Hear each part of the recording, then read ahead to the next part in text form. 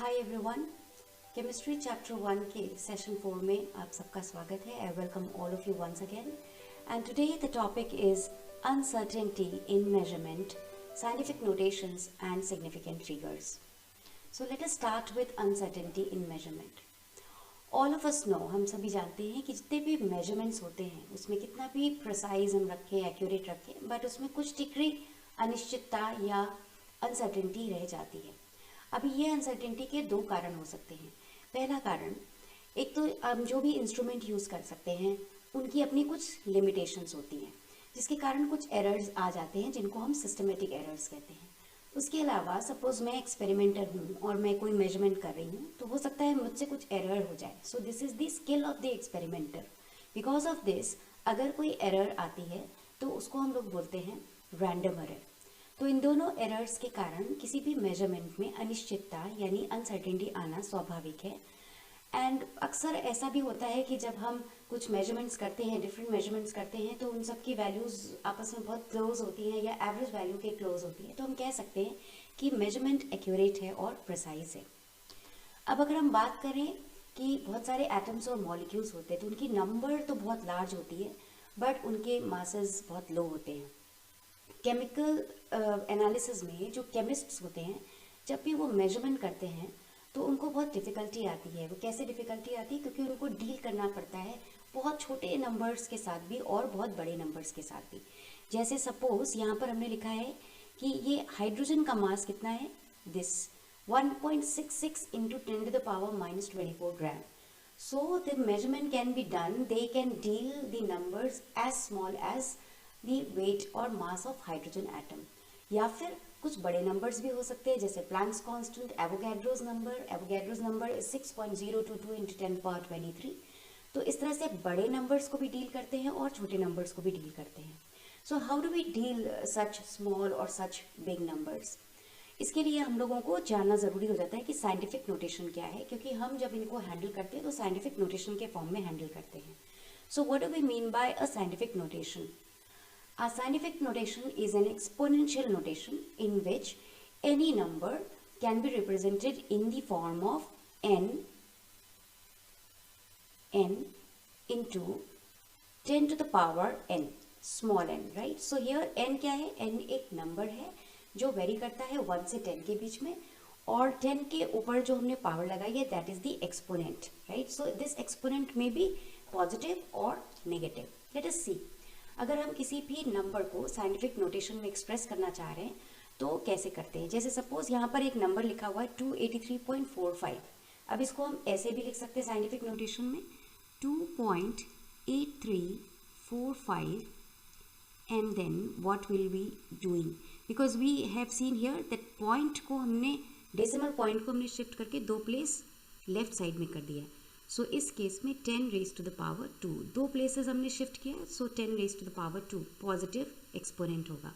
Similarly यहाँ पर आते हैं, इस केस में भी देखिए पॉइंट को अगर हम सपोज शिफ्ट करते हैं यहाँ पर, तो अगेन हम लोग ने 3 प्लेसेस इसको लेफ्ट साइड में शिफ्ट किया।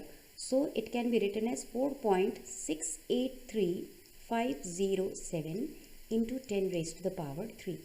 Now let us consider this number. इस केस में आप देख रहे हैं 0.000256 है। तो सपोज हम यहाँ पर इसको 2.56 के फॉर्म में लिख रहे हैं, 2.56। इस केस में हम क्या कर रहे हैं, ये जो डेसिमल पॉइंट है इसको हमने राइट साइड में शिफ्ट किया, और वो भी 1 2 3 4 प्लेसेस में शिफ्ट किया।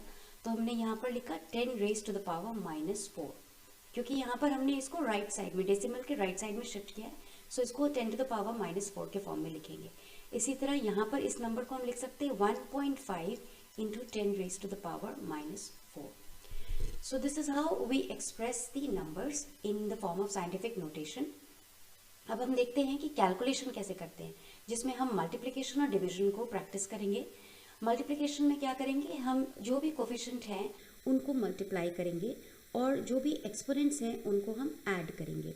जस्ट फॉर एग्जाम्पल, अगर हमने ले लिया एक number 4 into 10 to the power 5 and दूसरा नंबर ले लिया 5 इंटू 10 टू द पावर 6। सो इस केस में हम क्या कर रहे हैं, अभी हम लोगों ने रूल बताया कि ये जो कोफिशिएंट्स हैं, नंबर्स हैं, इनको हम मल्टीप्लाई करेंगे 4 इंटू 5, एंड जो पावर्स हैं, एक्सपोनेंट्स हैं, उनको हम ऐड कर देंगे 5 plus 6. So here it comes out to be 20 into 10 to the power 11. Now division के केस में क्या होगा, जो फैक्टर n है उसको हम डिवाइड करेंगे और जो एक्सपोनेंट्स हैं उनको सब्ट्रैक्ट करेंगे. Just for example 6 into 10 to the power, suppose हमने ले लिया 6 and then divided by suppose हमने 5 ले लिया, 5 इंटू 10 टू द पावर 2 ले लिया suppose. Now in this particular case 6 divided by 5, क्योंकि यहाँ पर डिविजन है तो 6 अपॉन 5 ले लिया into 10 to the power 6 minus 2. सो यहाँ पर हमने ले लिया 6 माइनस 2, पावर्स को सब्ट्रैक्ट कर दिया. सो यहाँ पर क्या हो गया, 5 इन 5 and then 5 to the 10, 1.2 into 10 to the power 4, right? So this is how we do multiplication and division. अब हम एडिशन और सब्ट्रैक्शन की भी बात करेंगे. तो जब भी हम एडिशन और सब्ट्रैक्शन करेंगे तो जो दो नंबर्स हैं जिनका हम एडिशन करने जा रहे हैं या सब्ट्रैक्शन करने जा रहे हैं, उनके पावर्स को, एक्सपोनेंट्स को पहले हम सेम करेंगे एंड देन उस फैक्टर यानी 10 to the power small n को हम बाहर लेते हुए अंदर के जो नंबर्स हैं, कोफिशिएंट्स हैं, उनको हम या फिर ऐड करेंगे या फिर सब्ट्रैक्ट करेंगे. Just for example we are going to consider one number here. Suppose हमने ले लिया 4.55 इंटू 10 to the power 3. अब हम इसको ऐड कर रहे हैं 3.25 इंटू 10 to the power 2 के साथ. नाउ यहाँ पर दोनों की पावर्स अलग अलग है, एक्सपोनेंट्स अलग हैं. तो इस एक्सपोनेंट को 10 पावर 2 के फॉर्म में अगर हमें कन्वर्ट करना है तो इसके मतलब इसमें -1 करना पड़ रहा है. सो -1 करने का मतलब अगर आपको याद होगा तो इसको हम लोग किस साइड करेंगे, राइट साइड में करेंगे. तो डेसिमल को हमने राइट साइड में शिफ्ट किया तो 45.5 हो गया and then it is 10 to the power 2 plus 3.25 into 10 to the power 2, right. So this is how we do calculation. अब इन दोनों को हम ऐड करेंगे, 45.5 plus 3.25 and then 10 to the power 2 को हमने बाहर ले लिया and the value comes out to be 48.75 into 10 to the power 2. So this is how we do addition. Subtraction भी कर लेते हैं.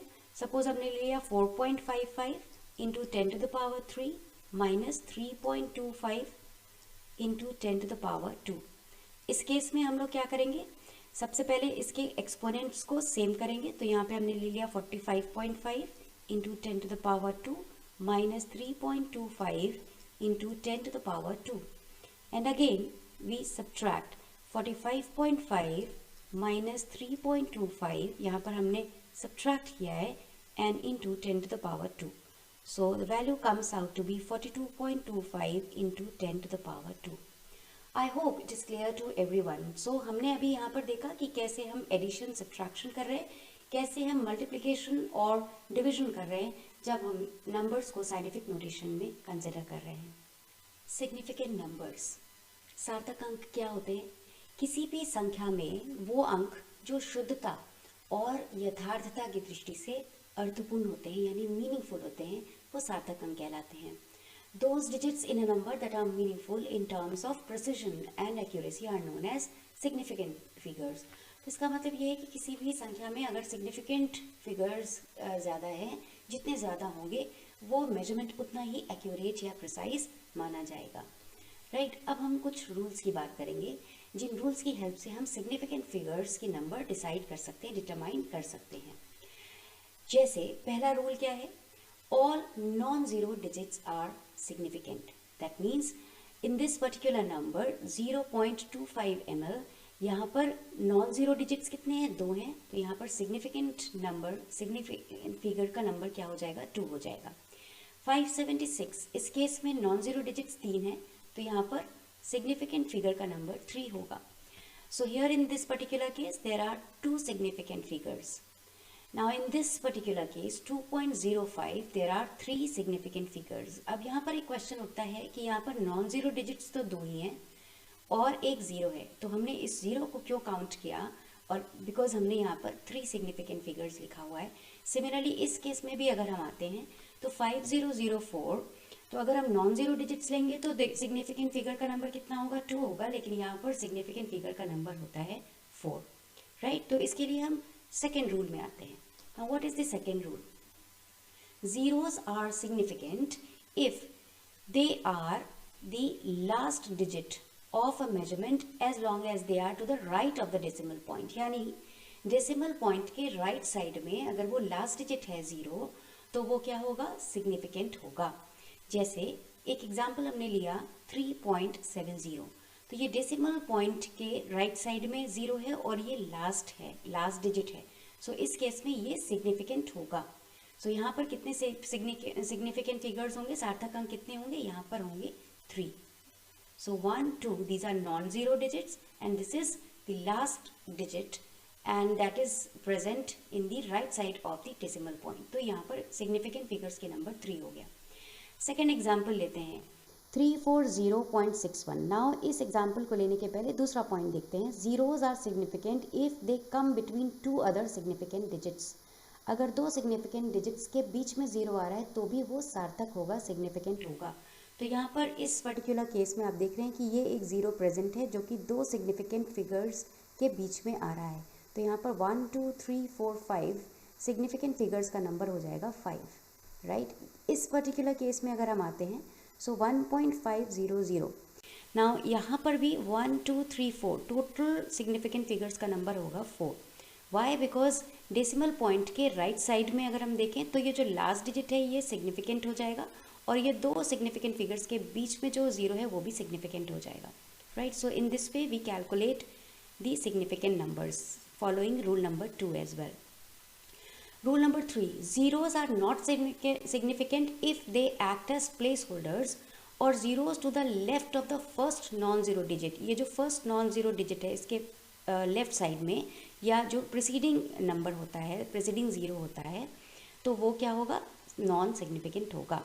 तो एग्जाम्पल 4 में जैसे हमने 0.035 लिया हुआ है तो यहाँ पर चूँकि ये नॉन ज़ीरो डिजिट 3 के जस्ट पहले आ रहा है 0 और वो भी पॉइंट के बाद में है तो ये सिग्निफिकेंट नहीं होगा. तो यहाँ पर कितने सिग्निफिकेंट फिगर्स होंगे, यहाँ पर केवल 2 सिग्निफिकेंट फिगर्स होंगे. अब इस पर्टिकुलर केस में आते हैं तो ये नॉन ज़ीरो डिजिट के जस्ट पहले जो आ रहा है 0 पॉइंट के बाद, डेसिमल पॉइंट के बाद, ये नॉन सिग्निफिकेंट होगा. बट ये इन दोनों सिग्निफिकेंट फिगर्स के बीच में 0 आ रहा है वो सिग्निफिकेंट होगा. और पॉइंट, डेसिमल पॉइंट के राइट हैंड साइड में एंड में जो 0 आ रहा है वो भी सिग्निफिकेंट होगा. तो यहाँ पर सिग्निफिकेंट फिगर्स के नंबर हो जाएगी 1, 2, 3, 4. तो यहाँ पर सिग्निफिकेंट फिगर्स के नंबर है 4. Rule number 4, when the zeros are on the left of the decimal point then they are not necessarily significant. इसको समझने के लिए एक एग्जाम्पल लेते हैं 2100. अब इस केस में सिग्निफिकेंट नंबर अगर फिगर्स की बात करें तो ये 2 हो सकता है, 3 हो सकता है या 4 हो सकता है. सिमिलरली 350 की बात करें तो यहाँ पर सिग्निफिकेंट फिगर्स 2 हो सकता है या 3 हो सकता है. अब इस एम्बिग्विटी को अवॉइड करने के लिए हमें इनको साइंटिफिक नोटेशन के फॉर्म में लिखना होगा. जैसे सपोज साइंटिफिक नोटेशन के फॉर्म में अगर हम लिखेंगे तो जितने भी डिजिट्स होते हैं, राइट, कोफिशिएंट में जितने भी डिजिट्स होते हैं वो सिग्निफिकेंट होते हैं और एक्सपोनेंट को हम कभी भी सिग्निफिकेंट फिगर के टर्म्स में कंसिडर नहीं कर सकते हैं. जैसे सपोज इस एग्जांपल में हम ले रहे 2.100 इंटू 10⁻3. अब इसमें सर्टेनिटी अगर हम देखें तो 4 सिग्निफिकेंट फिगर्स की है, 1, 2, 3, 4. तो ये जितने भी कोफिशिएंट में डिजिट्स हैं वो सभी सिग्निफिकेंट फिगर्स होंगे. तो यहाँ पर 4 हो गया. इस पर्टिकुलर केस में 1, 2, 3 सिग्निफिकेंट फिगर्स होंगे, इसको हम कंसिडर नहीं करेंगे. यहाँ पर भी 1, 2, 3 सिग्निफिकेंट फिगर्स हैं, इनको कंसिडर नहीं करेंगे. यहाँ पे 1, 2, 3, 4, 5 सिग्निफिकेंट फिगर्स हैं और एक्सपोनेंट को कंसिडर नहीं करेंगे. Rule number 6, the terminal zeros are not significant if there is no decimal point. अगर डेसिमल पॉइंट नहीं है तो टर्मिनल जीरोज का कोई सिग्निफिकेंस नहीं होगा. जैसे 100, यहाँ पर 1 केवल एक ही सिग्निफिकेंट फिगर है तो यहाँ पर हमने लिखा there is only 1 significant figure. 100.0, अब यहाँ पर पॉइंट आ गया, डेसिमल पॉइंट आ गया, तो इस केस में यहाँ पर 1, 2, 3, 4 सिग्निफिकेंट फिगर्स हो जाएंगे. 100 को हम और भी कई तरीके से लिख सकते हैं. जैसे 100 can be represented as 1 into 10⁻2. सो इस पर्टिकुलर केस में ये सिग्निफिकेंट फिगर 1 हो गया. 1.0 इंटू 10⁻2 तो यहाँ पर हो जाएगा सिग्निफिकेंट फिगर की नंबर 2 हो जाएगा. और इस तरह से अगर हम लिख रहे हैं 1.00 इंटू 10⁻2 तो यहाँ पर सिग्निफिकेंट फिगर्स की नंबर 3 हो जाएगी. Addition, subtraction, multiplication and division of significant figures can be done. Let us see how. Rule number 1, The result of an addition or subtraction should be reported to the same number of decimal place as that of the term with least number of decimal places. अब इसको और अच्छे से समझने के लिए example लेते हैं. एग्जाम्पल ये है 4.5323 प्लस 2.3 प्लस 6.24. सपोज इनको हमें ऐड करना है. ऐड करने के बाद एक्चुअल सम आ रहा है 13.063. अब रिपोर्टेड सम क्या है 13.1. तो इस पर्टिकुलर केस में हमने केवल इसको 1 डिजिट तक क्यों लिया, तो इसको हम समझ लेते हैं. इसमें 4.523 इसमें कितने डेसिमल प्लेसेस हैं, 3 डेसिमल प्लेसेस हैं. 2.3 में कितने डेसिमल प्लेस हैं, 1 है. और 6.24 में कितने डेसिमल प्लेसेस हैं, 2 डेसिमल प्लेसेस हैं. तो सबसे कम किस में है, सबसे कम है इसमें. सबसे कम डेसिमल प्लेस है 1 डेसिमल प्लेस. तो जिस संख्या में सबसे कम डेसिमल प्लेस होगा उसी तरह से हम इसको कंसिडर करेंगे रिपोर्टेड सम को. So answer should be reported only up to 1 decimal place, right? So let us consider another example. Here you can see 18.4215 minus 6.01, right? So in this particular case actual difference क्या आता है, 12.4115 actual difference आता है. But इसको हम report कैसे करते हैं, 12.41 के फॉर्म में. क्यों हम डेसिमल के बाद के दो प्लेसेस ही ले रहे हैं, उसके लिए हम यहाँ पर समझ लेते हैं कि यहाँ पर 2 नंबर्स हैं. इन दोनों नंबर्स में से इस नंबर का जो डेसिमल के बाद का नंबर है वो कम है, राइट. सो यहाँ पर केवल डेसिमल के बाद 2 प्लेसेस यहाँ पर हैं, 0 और 1 अवेल कर रहे हैं. यहाँ पर 4 प्लेसेस हैं. तो यहाँ पर सेकेंड नंबर के पास 2 डेसिमल वैल्यूज़ हैं, प्लेसेस हैं. तो इस वजह से जो आंसर है हम वो रिपोर्ट करेंगे अप टू 2 डेसिमल प्लेसेस तक ही रिपोर्ट करेंगे, राइट. Now rule number 2. दूसरा रूल क्या बताता है कि जो मल्टीप्लिकेशन और डिवीजन का रिजल्ट है उसको हम उस तरह से रिपोर्ट करेंगे कि जिस नंबर का सिग्निफिकेंट फिगर का नंबर सबसे कम हो. जैसे सपोज ये एग्जांपल ले लिया 4.327 into just a second 4.327 into 2.8. अब इस केस में अगर एक्चुअल प्रोडक्ट देखते हैं तो 12.1156 आ रहा है. बट हम इसको रिपोर्ट कैसे करते हैं, 12 के फॉर्म में. क्यों, क्योंकि यहाँ पर जो 2 नंबर्स हैं उनमें से जो दूसरा नंबर है उसमें सिग्निफिकेंट फिगर का नंबर केवल 2 है. तो जितना सिग्निफिकेंट फिगर मिनिमम किसी नंबर में होगा उतने ही फॉर्म में हम इसको रिपोर्ट करेंगे. So the actual product has been rounded off to give a reported product containing 2 significant figures, right. Now जब हम राउंड ऑफ करते हैं तो उसके भी कुछ रूल्स होते हैं. जैसे सपोज यहाँ पर 1.267 है, तो 1.267 के लिए तो यहाँ पर अगर हम देखें इसको 1.267 to 1.26 तक रखना चाह रहे हैं और 7 को हम हटाना चाह रहे हैं, तो 7 की value since it is greater than 5, तो यहाँ पर क्या करेंगे 6 में एक 1 वैल्यू ऐड कर देंगे. तो जो आंसर आएगा राउंड ऑफ करेंगे तो 1.27 आ जाएगा, क्योंकि जो लास्ट डिजिट जिसको हम हटा रहे हैं दैट इज़ ग्रेटर देन 5. फिर दूसरा हमने एग्जाम्पल ले लिया 5.324. 5.324 में जो लास्ट डिजिट 4 जिसको हम हटा रहे हैं that is less than 5, therefore the result has to be reported in the form of 5.32. यानी कि यहाँ पर कोई भी चेंज नहीं होगा, प्रीसीडिंग नंबर में कोई चेंज नहीं होगा. 7.35, अब इसको हमको राउंड ऑफ करना है. अब हमको 5 को रिमूव करना है. 5 अगर 5 की बात करें वो इटसेल्फ 5 ही है, तो उस केस में अगर ये प्रीसीडिंग नंबर ऑड नंबर है तो क्या करेंगे, इसको हम 1 से इंक्रीज कर देंगे. So we will round it off to 7.4. तो 7.35 में से अगर हम 5 रिमूव कर रहे हैं तो it comes out to be 7.4.